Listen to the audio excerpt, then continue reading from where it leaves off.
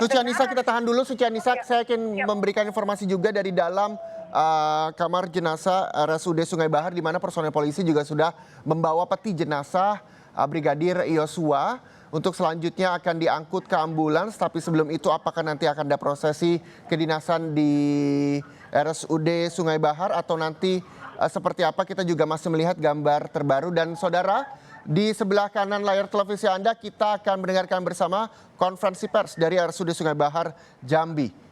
Berada di samping kiri saya ini Ibu Pungki dari Kompolnas, kemudian Bapak Gatot dari Komnas HAM, lalu di sebelah kiri saya ini ada 2 orang dokter forensik juga yang juga menjadi tim, dan Dokter Aang di sini selaku Dirut RSUD Sungai Bahar.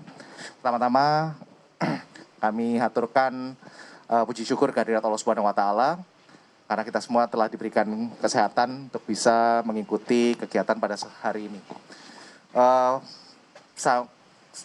Salam hormat dan ucapan terima kasih sebesar-besarnya kepada seluruh pihak, termasuk dari Dirut Rumah Sakit RSUD Sungai Bahar yang sudah membantu kami menyiapkan sarana prasarana untuk bisa bekerja secara optimal demi kepentingan peradilan pada kasus yang sangat sensitif ini. Oke, pertama-tama kami ingin sampaikan bahwa tim dari Perhimpunan Dokter Forensik Indonesia terdiri dari beberapa orang, ada 3 orang penasehat kami, yaitu Profesor Dr. Agus Purwadianto dari Guru Besar Ilmu Kedokteran Forensik dari FKUI, kemudian kedua adalah Profesor Dr. Ahmad Yudianto, spesialis forensik, Guru Besar Ilmu Kedokteran Forensik dari Universitas Airlangga. Kemudian ada Profesor Dr. Dedi Afandi, spesialis forensik medico legal, Guru Besar Ilmu Kedokteran Forensik dari FK Universitas Riau. Lalu hadir di sini tim kami berjumlah 7 orang yang terdiri dari 5 orang dokter spesialis forensik yang diketuai oleh saya sendiri selaku Ketua Umum Perhimpunan Dokter Forensik Indonesia. Kemudian ada Dr. Rika Susanti di sini dari Fakultas Kedokteran Universitas Andalas. Lalu ada Dr. Ida Bagus Putu Alit, spesialis forensik dari Fakultas Kedokteran Universitas Udayana. Yang 2 masih berbenah adalah Dr. Yudi, spesialis forensik dari Rumah Sakit Cipto Mangunkusumo, dan Dr. Sofiana, spesialis forensik adalah dokter forensik di RSPAD Gatot Subroto. Perlu kami jelaskan bahwa proses otopsi ulang ini telah melalui beberapa proses. Yang pertama adalah kami dari perhimpunan menerima surat permohonan yang diajukan dari Direktorat Tindak Pidana Umum Bareskrim Mabes Polri. Kemudian kami segera menyusun tim ahli yang diketahui oleh saya sendiri dan beberapa tim ini yang tentunya pertimbangan pertama adalah sebagai kompetensi dokter-dokter spesialis forensik ini untuk bisa melaksanakan tugas dan melakukan pemeriksaan yang secara optimal dan maksimal demi kepentingan peradilan. Kedua, setelah itu setelah kami dapatkan menyusun tim, kami berdiskusi dan tersambung melalui hubungan Zoom dengan Bapak Komarudin Simanjuntak selaku penasihat hukum keluarga. Pada waktu itu pada hari Jumat sore difasilitasi oleh Bareskrim. Kemudian alhamdulillah kami semua mendapatkan izin dari institusi kami masing-masing dan kami bisa berangkat ke Jambi ini. Kemarin perlu kami laporkan juga, kemarin malam kami sudah melakukan pukul 6 sampai sekitar hampir pukul 9 malam kemarin, kami melakukan pertemuan dengan keluarga dan penasehat hukumnya. Tujuannya apa? Tujuannya adalah kami harus sebagai dokter, tentunya hubungan dokter dengan keluarga atau seperti halnya dokter dengan pasien pada umumnya adalah hubungan kepercayaan. Tentunya ada informasi-informasi yang harus kami sampaikan terkait teknis medis kedokteran forensik dan otopsi, serta apa yang bisa diharapkan dan hal-hal apa yang menjadi penyulit. Itu yang kita berikan informasi dan semua sudah disampaikan dan alhamdulillah terbina hubungan baik antara kami dengan pihak keluarga dan penasihat hukum. Dan memang kami di sini bekerja, kita lihat tim-tim ini bekerja secara independen dan imparsial.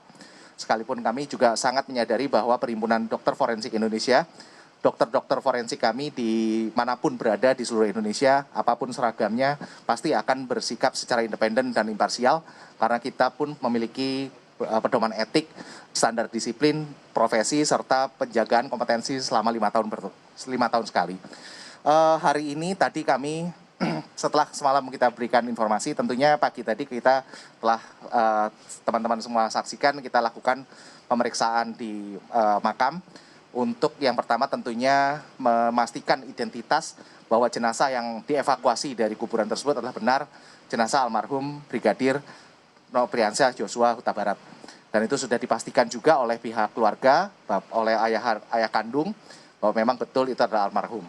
Selanjutnya almarhum beserta di dalam peti dibawa ke rumah sakit RSUD Sungai Bahar untuk kita lakukan otopsi. Otopsi pada hari ini kita lihat memang sesuai dengan apa yang kami perkirakan sebelumnya, bahwa otopsi pasti memiliki beberapa kesulitan. Pertama tentunya jenazah sudah diformalin dan sudah mengalami beberapa derajat pembusukan yang kita antisipasi memang akan terjadi.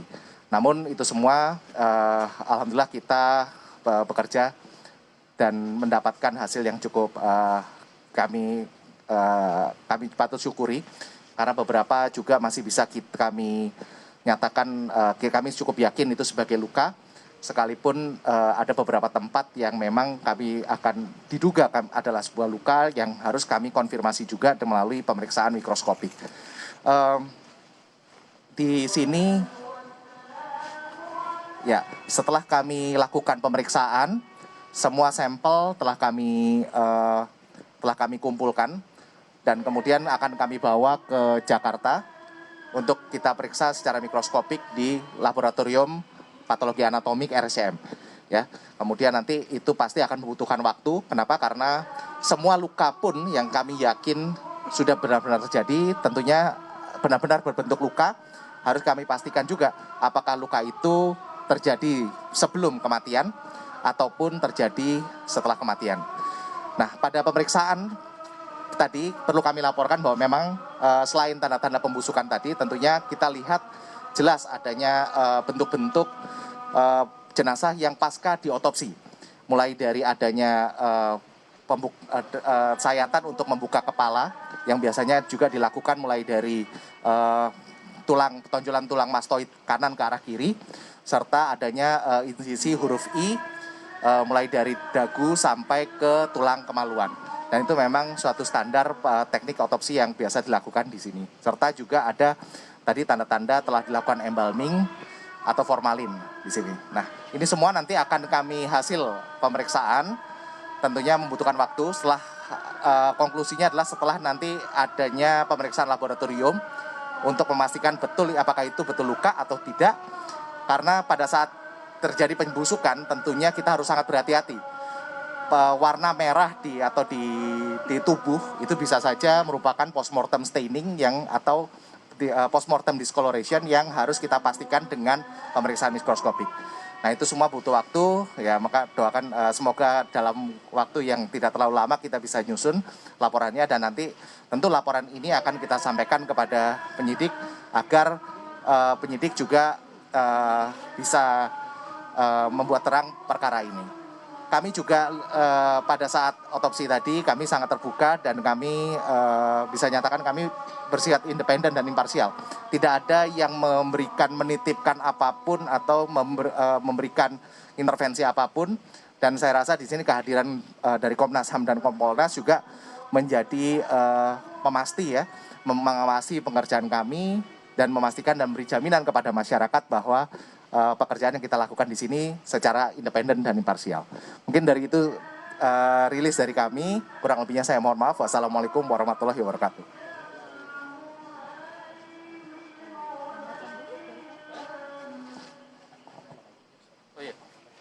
Baik, kami dari Komnas HAM tentunya hadir untuk menyaksikan proses ini, bahwa ada keterbukaan informasi yang dilakukan di dalam proses otopsi yang kedua ini.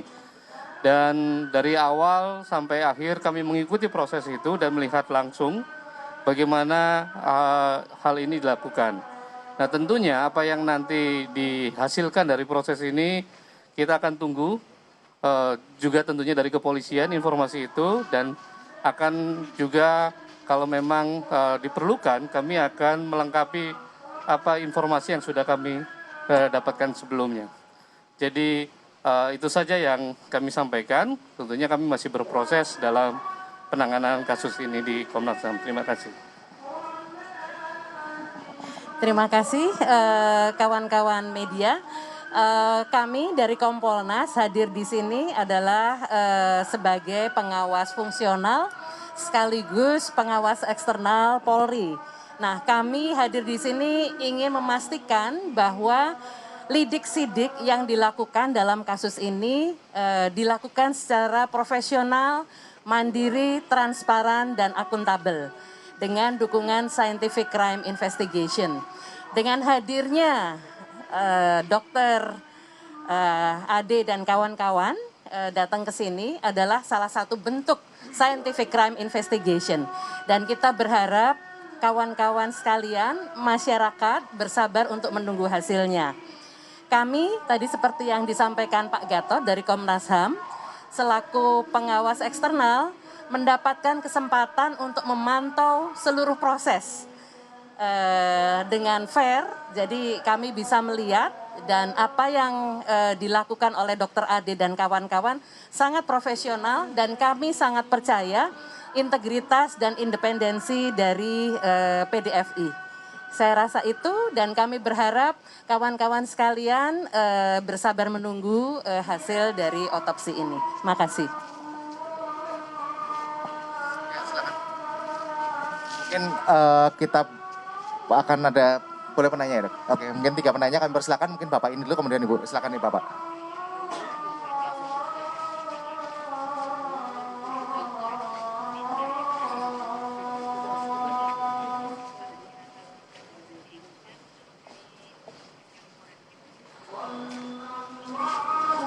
Terima kasih Bapak dan Ibu. Yang saya pertanyakan artinya seberapa artinya ini harus diperiksa di Jakarta Pak.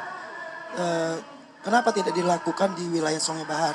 Kan ini kemungkinan akan memakan waktu yang berlarut-larut lagi. Dan yang kedua, pertanyaan saya, detail apa yang menjadi pilihan di otopsi ulang ini Pak? Artinya kan kemarin sudah dilakukan otopsi, lantas dilakukan otopsi kedua. Artinya adakah detail baru yang dilakukan di dalam otopsi kedua ini? Dan limit waktu untuk keluarnya hasil otopsi ulang ini kapan? Terima kasih Pak. Terima kasih, saya jawab satu-satu. Pertama, silakan disampaikan ke Ibu. Apakah mungkin sama atau berbeda?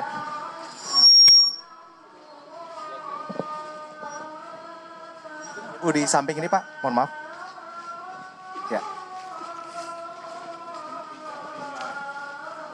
Selamat sore, saya Dian dari Kompas TV ingin menambahkan. Pertama, apakah sampel otopsinya akan langsung dibawa ke Jakarta hari ini atau ada jeda waktu? Kemudian, apakah ada target waktu penyelesaian penelitian sampel? Misalnya ditargetkan 1 bulan atau 2 pekan, itu mungkin bisa disampaikan. Terus selanjutnya adalah permintaan awal dari pihak keluarga kan ingin mengetahui hasil otopsi. Apakah keluarga nantinya bisa mengetahui hasilnya atau ada SOP-SOP tertentu yang nanti akan dilakukan oleh tim forensik atau seperti apa alurnya? Terima kasih. Terima kasih dari Jamil TV dan Kompas TV. Yang pertama, apa yang kami periksa di sini berdasarkan permintaan dari Direktorat Tindak Pidana Umum Bareskrim Mabes Polri, di mana di situ diminta untuk melakukan ekshumasi berdasarkan yang memiliki beberapa konsideran. Yang pertama adalah adanya surat permohonan dari pihak keluarga yang disampaikan melalui penasihat hukumnya kantor pengacara Victoria. Selanjutnya juga bahwa memang adanya kebutuhan untuk melakukan hal ini. Sehingga di sini tentunya kami akan melakukan pemeriksaan otopsi ini untuk menjelaskan lagi, serta pada saat kemarin kita juga melakukan pertemuan dan keluarga, didapatkan beberapa informasi terkait mana yang menjadi ada masukan dari keluarga dan penasihat hukumnya bahwa ada beberapa tempat yang diduga ataupun dicurigai oleh keluarga sebagai adanya perlukaan-perlukaan lain seperti itu selain luka tembak. Nah itulah yang memang akan kita konfirmasi dan itu menjadi fokus pemeriksaan kami sekalipun kami melakukan pemeriksaan secara menyeluruh otopsi seperti biasa. Tentunya kami ada fokus-fokus sesuai dengan masukan dari keluarga dan penasihat hukum itu. Nah itu yang menjadi fokus kami.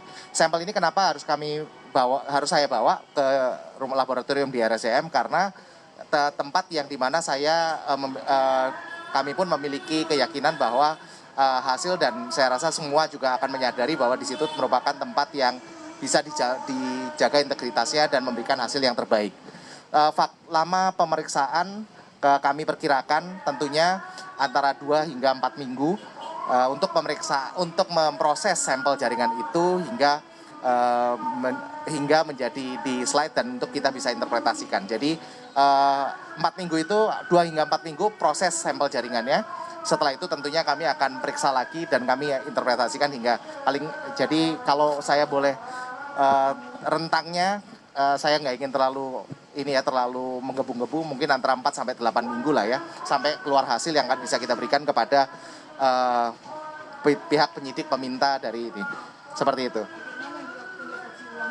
Ya, jadi bagian yang kami periksa terutama adalah tentunya pada luka yang kami yakin sebagai luka, kami harus tahu itu luka apa dan apakah luka itu terjadi sebelum kematian atau setelah kematian.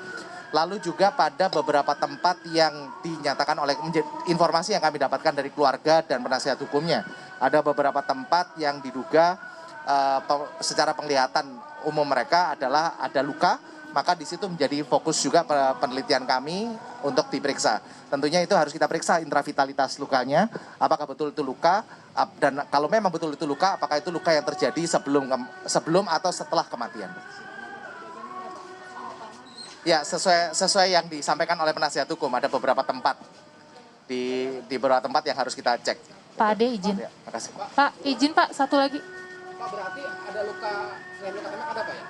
Itu yang harus, ya tentunya kita ketemu beberapa luka ya, dan tentunya itu nanti akan kita periksa luka itu terjadi sebelum kematian atau setelah kematian.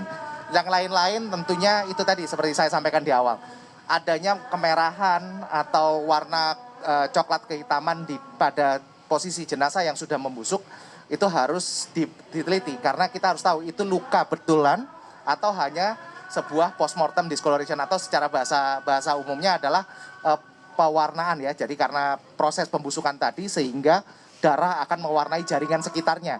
Nah ini kita harus bedakan dari kedua ini karena dan itu tidak mungkin hanya kita periksa secara makroskopik artinya dengan penglihatan saja. Itu harus membutuhkan pemeriksaan mikroskopik. Jadi penyebabnya belum diketahui Pak, apakah emang ditembak apa disiksa gitu Pak?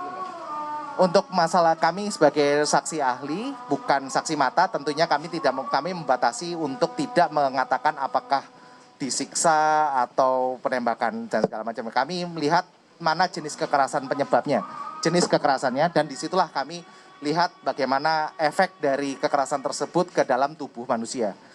Dan efek-efek inilah yang kita akan lihat. Pak Ade memastikan kembali berarti akan tiba sampel otopsinya hari ini juga di RSCM atau seperti apa? Besok.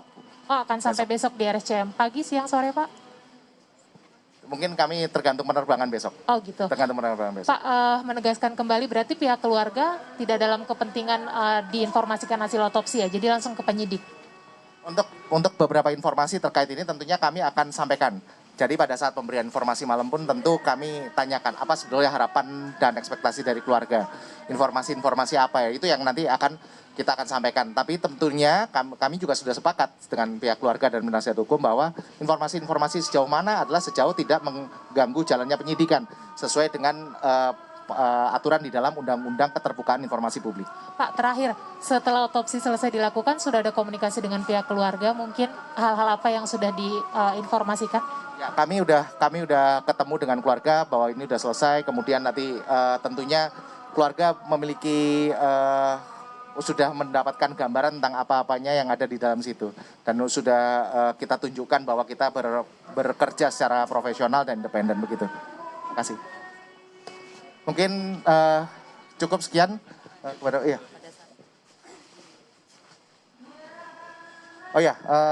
juga untuk meyakinkan keluarga juga dan penasihat hukum bahwa kami bekerja secara independen dan imparsial. Pada saat otopsi pun kami ada pengamat. Jadi sesuatu yang tidak biasanya terjadi di suatu otopsi adalah ada pengamat perwakilan dari keluarga yang hadir di dalam ruangan untuk melihat, dan itu memiliki background medis sehingga mereka pun bisa melihat bagaimana kami bekerja secara independen dan imparsial. Jadi saya rasa mereka juga akan bisa menyampaikan pada keluarga apa-apa saja yang mereka lihat selama proses otopsi tersebut. Mungkin begitu. Terima kasih.